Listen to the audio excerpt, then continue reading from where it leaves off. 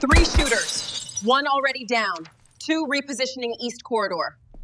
Handle it.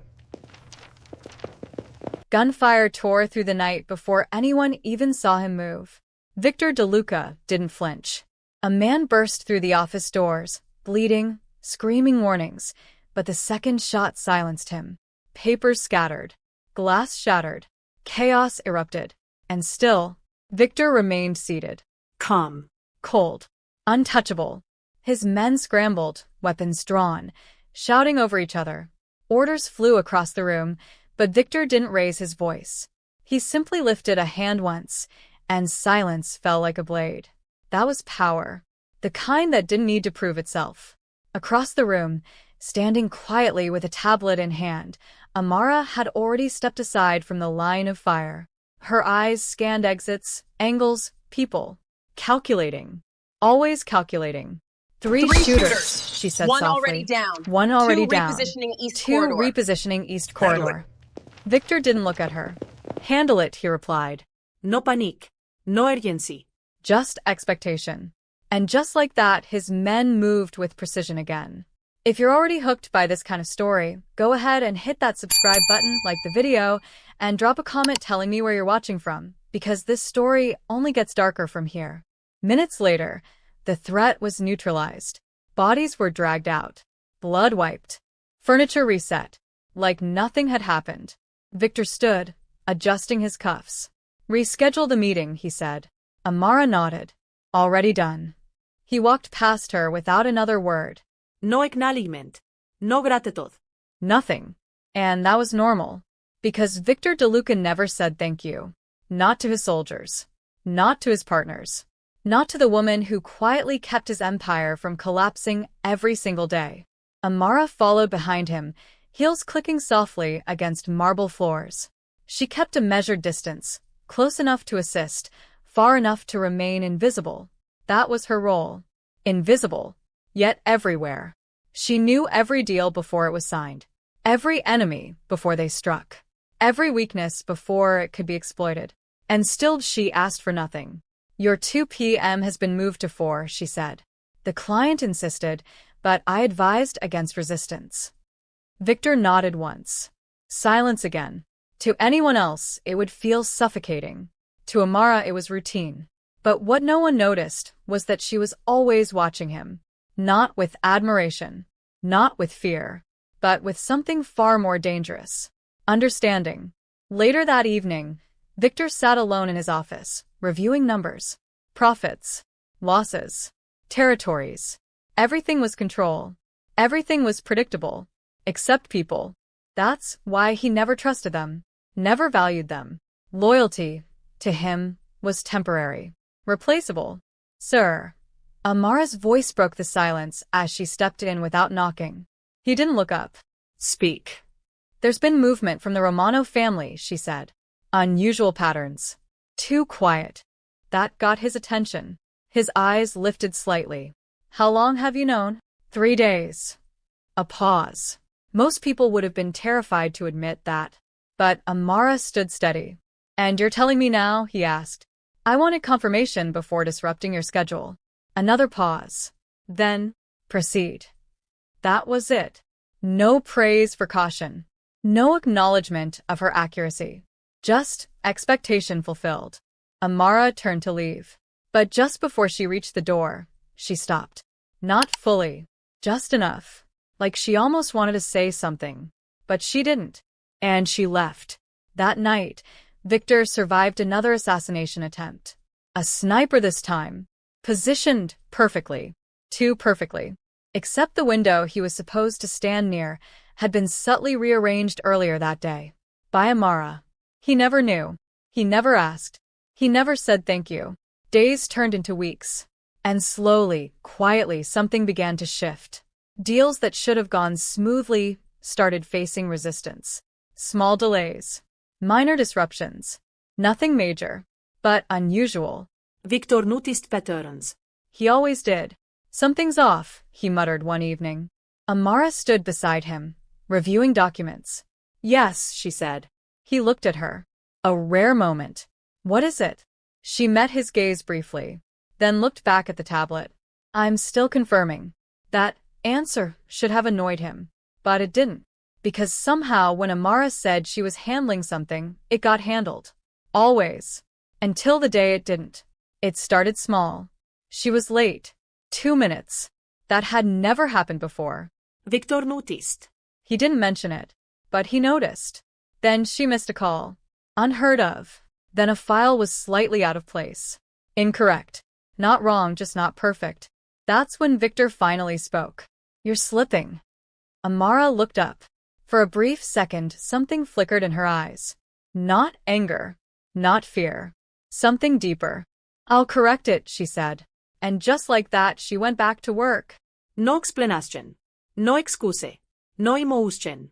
But that night, she stayed later than usual. Long after everyone had left. Long after the building went quiet. She stood alone in the dim office, staring at the city lights. And for the first time, she looked tired. Not physically. Something else. Something heavier. The next morning, she was gone. No call. No message. No trace. Her desk was clean. Her files were gone. Her system access wiped. Like she had never existed. Viktor stood in her empty workspace, staring at the untouched surface. Where is she? He asked. No one answered. Because no one knew. And for the first time, in a very long time, Viktor DeLuca felt something unfamiliar. Not anger. Not control. But disruption. Real disruption. Find her, he said. Cold. Sharp. Immediate. His men moved fast. Phones rang. Connections activated. Every contact, every camera, every lead. Nothing. Amara had vanished. Completely. And just like that, everything began to fall apart. If you're still watching right now, make sure you like the video and drop a comment, because what happens next will change everything Viktor thought he knew. Meetings started failing. Information arrived too late. Enemies moved faster. Deals collapsed. One by one, the invisible threads holding his empire together unraveled. And Viktor realized something terrifying. Amara hadn't just been helping him. She had been holding everything together. And now, she was gone. And he had never even said thank you. Viktor didn't sleep that night. Not because he couldn't, but because something far more dangerous than exhaustion had settled in. Uncertainty. The kind he couldn't control. By morning, 3 deals had collapsed. 2 shipments intercepted. And one of his most trusted lieutenants had gone silent. That didn't happen. Not under his rule. Not ever. Where is she? Viktor asked again, his voice lower now, more dangerous. The room stayed quiet. Men who had faced bullets without hesitation now avoided eye contact. Because this wasn't just about a missing assistant anymore. This was something else. Something deeper. She didn't just leave. One of them finally said. No one just disappears like that. Viktor's gaze shifted slowly. Then explain it. No answer came. Because there wasn't one. Not yet. Hours turned into a relentless search. Cameras were pulled. Streets traced. Contact précieux. Still nothing. No sightings. No transactions. No digital footprint. It was as if Amara had erased herself from existence. And that's when the first crack appeared. Not in the Empire. In Viktor. He stood in his office, staring at the screen where her data used to be. Gone. Every file she handled incomplete. Every system she managed unstable. How long, he said quietly, before everything collapses? No one spoke. Because they all knew the answer. Soon. Very soon. And for the first time, Viktor didn't issue an order right away. He just stood there, thinking, replaying, remembering, moments he had ignored, patterns he had dismissed, things that suddenly didn't feel random anymore. 3 days, he muttered. The room tensed. He turned.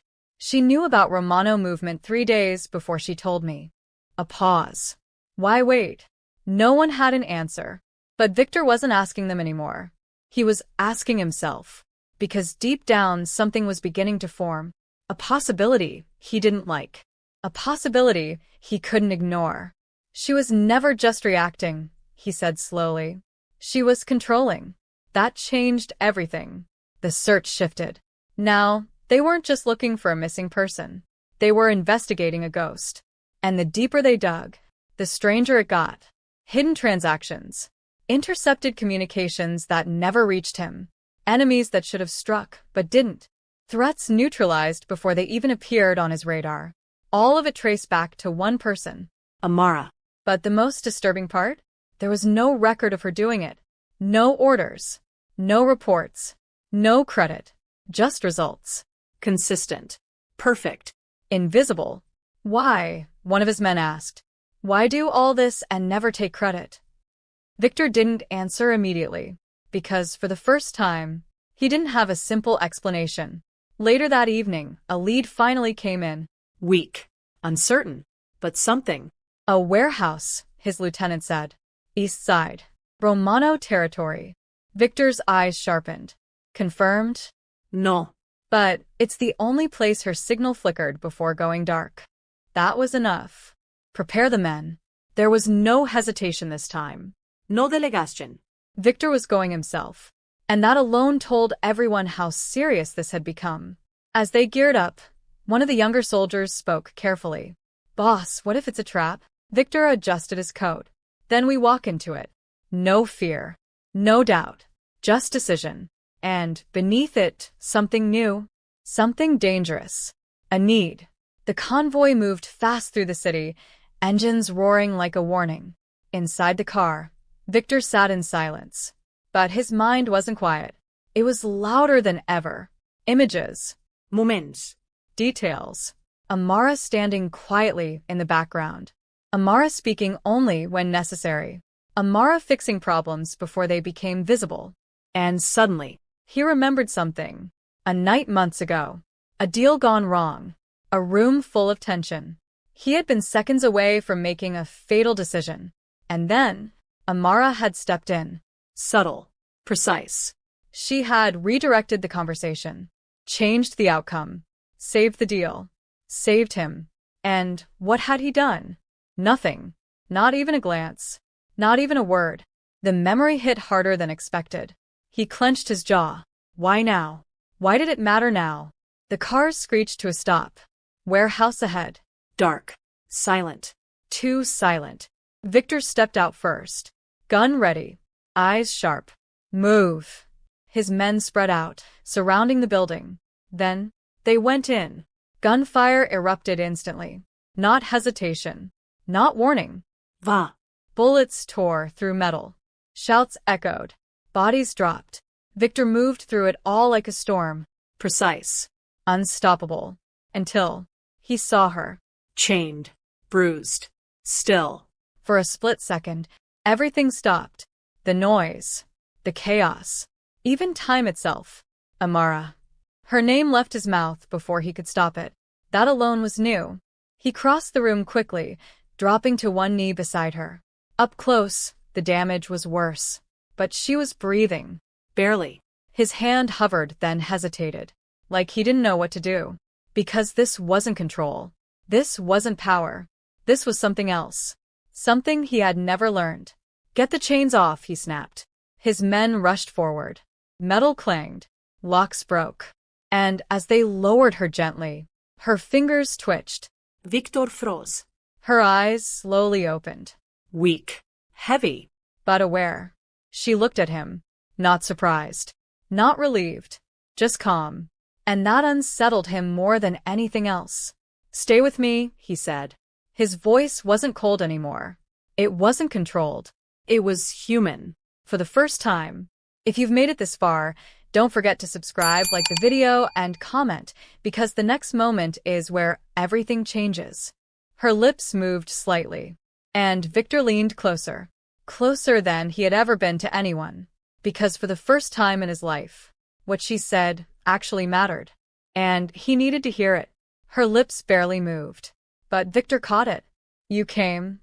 3 simple words. Yet they hit harder than any bullet he had taken in his life. I did, he said quickly, almost too quickly. You're safe now. Safe. The words sounded hollow the moment it left his mouth. Because something in her eyes said otherwise. Not fear. Not relief. Something knowing. Like she had expected this exact moment. like everything was unfolding exactly as planned. "Medic," one of his men shouted. But Amara's hand weakly tightened around Victor's sleeve, stopping him, stopping everything. Her strength shouldn't have been enough, but somehow it was. "Wait," she whispered, and Victor listened, without question, without hesitation. That alone would have shocked anyone who knew him. The room quieted.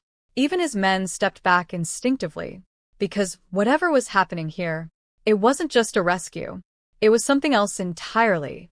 Viktor listened closer. His voice dropped. Lower. Softer. "Who did this to you?" A pause. A faint breath. Then, "No one," she said. His eyes hardened instantly. That's not possible. But she didn't argue, didn't explain, just looked at him. And for the first time, Victor felt like he was the one being studied, measured, understood. Her grip loosened slightly, but she didn't let go. Not yet. "You shouldn't be here," she murmured. The words made no sense. His jaw tightened. "I came to get you out." Another pause. And then, a faint, almost sad smile. "You were always going to." That's when it hit him. Not fully, not clearly, but enough to make something shift deep inside his chest. "What does that mean?" he asked. No answer. Instead, her gaze drifted past him, briefly scanning the room, the exits, the positioning of his men. Even now, even like this, she was calculating. Then her eyes returned to his. Focused. Sharp beneath the weakness. "You're late," she said softly. The words struck deeper than they should have. Late? He had come the moment he got a lead. He had torn through half the city to find her. He had. The realization crept in slowly, painfully. "You knew," he said. Not a question. A statement forming in real time. "You knew this would happen." She didn't deny it. Didn't confirm it either. But her silence said enough. Victor leaned back slightly, studying her now with a different kind of intensity. Not concern. Not just concern. Suspicion. Pieces started connecting. Fast. Too fast. The attacks, the disruptions, the failed deals. His voice lowered. "You let them happen." Her breathing was shallow now, but steady. Still controlled. Still intentional. "I adjusted them," she corrected faintly. Adjusted. Not caused. Not prevented. Adjusted. That single word flipped everything. "You were controlling it," Victor said. Not shocked anymore. Not confused. Just seeing. For the first time, a flicker of approval passed through her eyes. Small. But unmistakable. Yes. The room seemed to close in. All the chaos, all the gunfire, all the urgency, none of it mattered anymore. Because the real revelation was right here, right in front of him. "You disappeared on purpose." "Yes." "You let them take you." A longer pause this time. Then, "Yes." The word echoed louder than any explosion. Behind Victor, his men shifted uncomfortably. They didn't understand. But Victor was starting to. And what he was understanding, He didn't like. "Why?" he asked. Not angry, not shouting, just needing the answer. Because for the first time in his life, he didn't already have it. Amara's gaze softened slightly. Not weakness. Something else. Something almost regretful. "You built everything on fear," she said quietly. Victor didn't respond, because that part was true. "And fear works," she continued, "until it doesn't." Her breathing hitched slightly, but she kept going. "You don't see people," she said. "You see roles, functions, replacements." Each word landed carefully, deliberately. "You never say thank you," she added. That one hit differently. Victor's expression didn't change, but something behind his eyes did. A shift. Small. But real. "Because to you," she whispered, "gratitude is weakness." Silence filled the space between them. Heavy. Unavoidable. "And weakness," she exhaled, "gets exploited." Victor finally spoke. Cold again. Or at least trying to be. "So, you decided to teach me a lesson?" Amara's lips curved slightly. Not mocking. Not proud. Just certain. "I decided to show you the truth." A pause. Then, "What happens," she said, when the one person holding everything together disappears. Victor's jaw tightened. Because he had seen it. He was still seeing it. The cracks. The failures. The chaos. You could have told me, he said. And for the first time, there was something almost offensive in his voice. Amara's eyes held his. I did, she said. That stopped him. No, you didn't. Another faint smile. I stayed. The meaning hit instantly. Hard. She had told him. Every day. Every action. Every silent fix. Every unseen sacrifice. She had been telling him. And he had never listened. Because he had never looked. Viktor exhaled slowly. The weight of that realization pressing down harder than anything before. You manipulated everything, he said. Yes. You risked your life. Yes. You let me believe you were gone. A softer. Yes. Each answer steady. Unapologetic. Because to her, this had always been necessary. And all of this, Victor's voice dropped. Just to prove a point? Amara's gaze didn't waver. No, she said. A beat. Then, to change you. That was it. Not revenge. Not betrayal. Change. Victor let out a quiet breath. Almost a laugh. But there was no humor in it. You think I can change? Amara studied him. Really studied him. The way she always had. The way he was only now noticing. You already have, she said. He frowned slightly. I'm still here, she added. And you came yourself. Another pause. And you're still listening. That one hit the deepest. Because it was true. Every word of it. If this were anyone else, he would have walked away. Ignored them. Dismissed them. But he didn't. Not with her. Not now. And that terrified him more than anything else. Because it meant she was right. If you're still watching, this is where everything turns.